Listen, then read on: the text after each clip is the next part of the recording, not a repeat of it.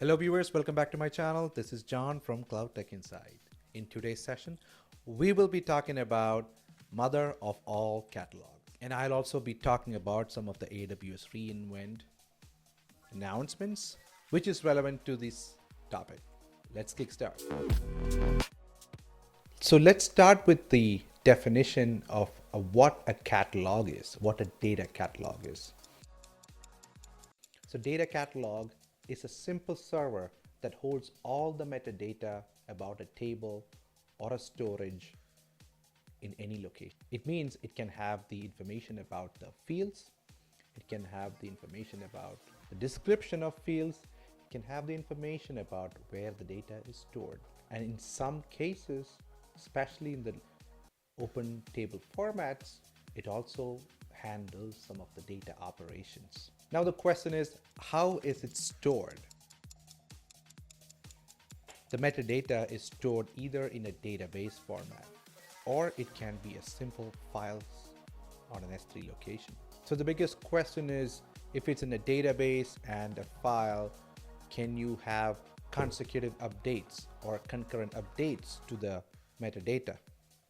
And that has become a challenge, especially in the open table format. Let's take an example. If it's iceberg table, which is residing on S3, the metadata is stored on a file format and concurrent updates are difficult, which means if there are like 10 or 15 updates to the same table happening, then it becomes difficult to see what goes well, what doesn't go well, and gives an inconsistent view across the consumers of the data. And on top of that, the types of catalogs that we have AWS Glue catalog for all the S3 data in the past, and Redshift catalog for all the Redshift tables.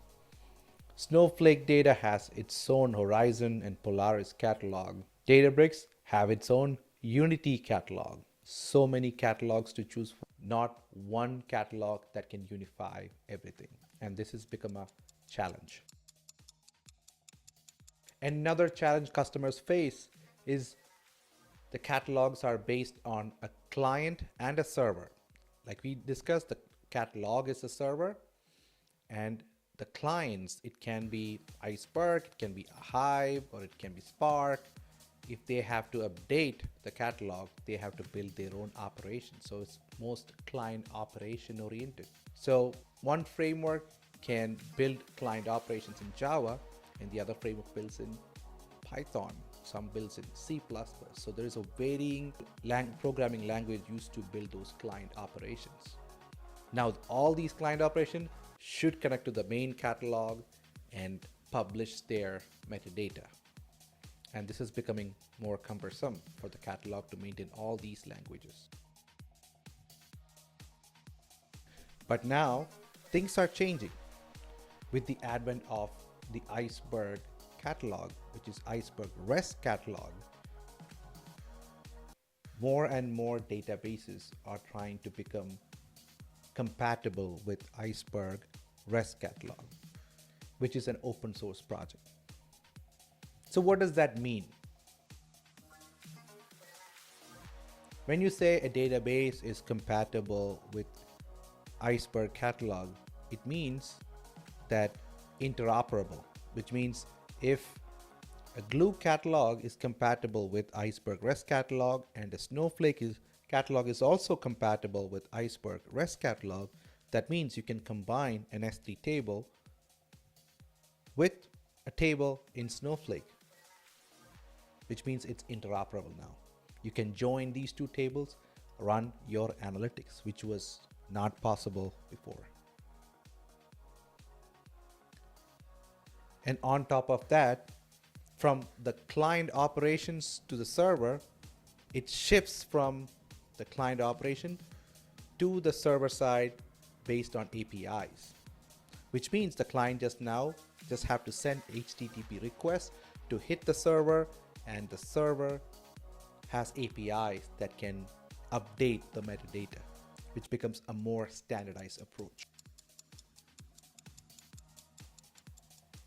So now Iceberg REST catalog has all the APIs that it needs to update the database, update the operations, updates the commits, all the information is on the server side now. So you don't have to worry about whether the framework was developed in Python, Java, C++, doesn't matter. It has APIs to call.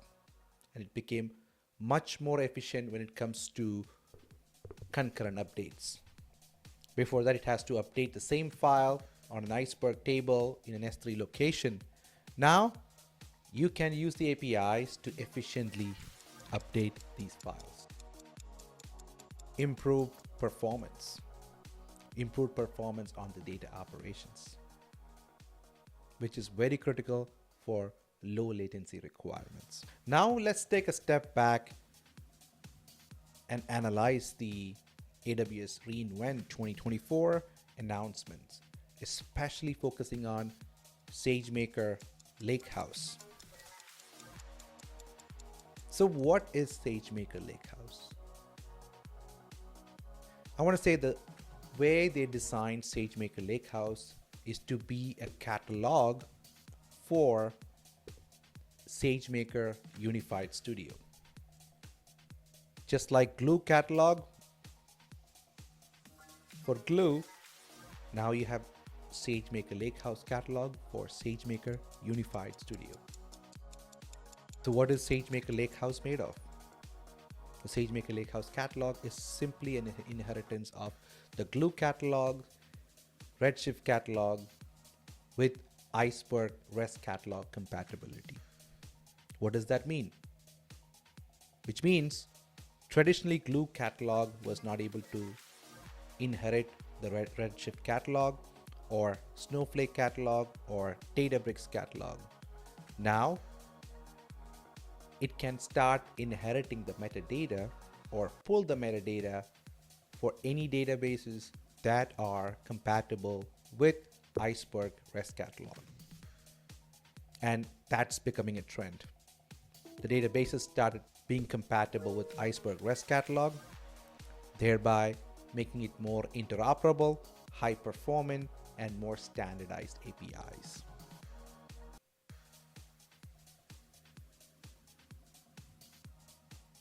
So now the Lakehouse can import tables and metadata from Snowflake, BigQuery, first-party databases like DynamoDB, Postgres, etc. And soon you will see an array of databases that's going to join the list of databases to be added.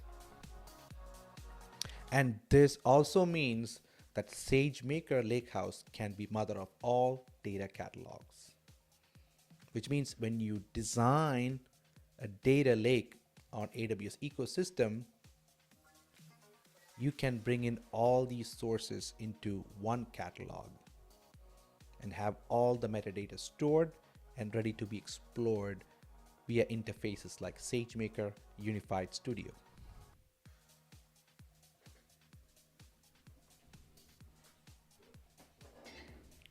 So what does this setup provide you the benefit?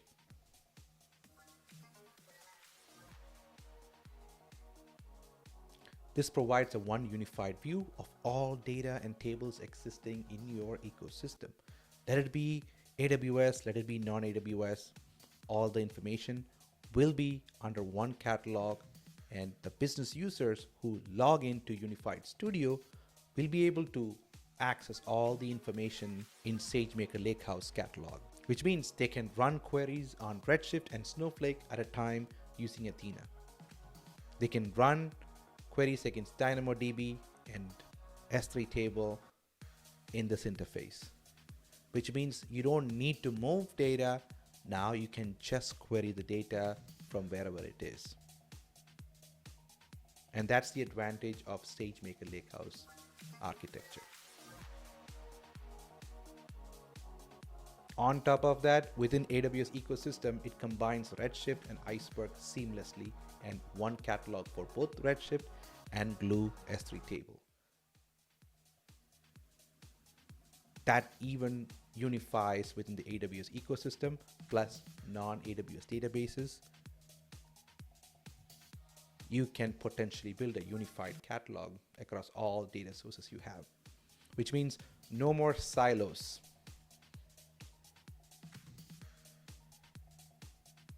No more inconsistent views.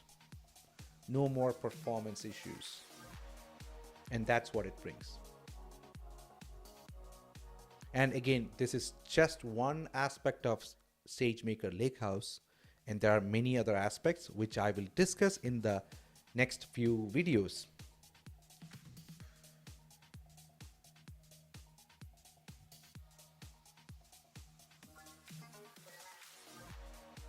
And this is the reason why I released my course on udemy.com on Sagemaker Unified Studio, where I'm covering Sagemaker Lakehouse architecture.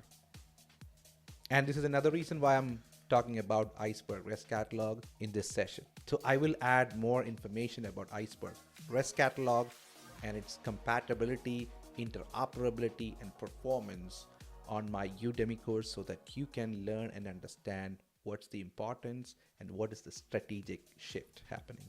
With that said, I'm wrapping up my session. We'll create more videos on Sagemaker Lakehouse and Sagemaker Unified Studio in the future. If you like this video, hit the like button and subscribe to my channel for the latest information. Signing off, John.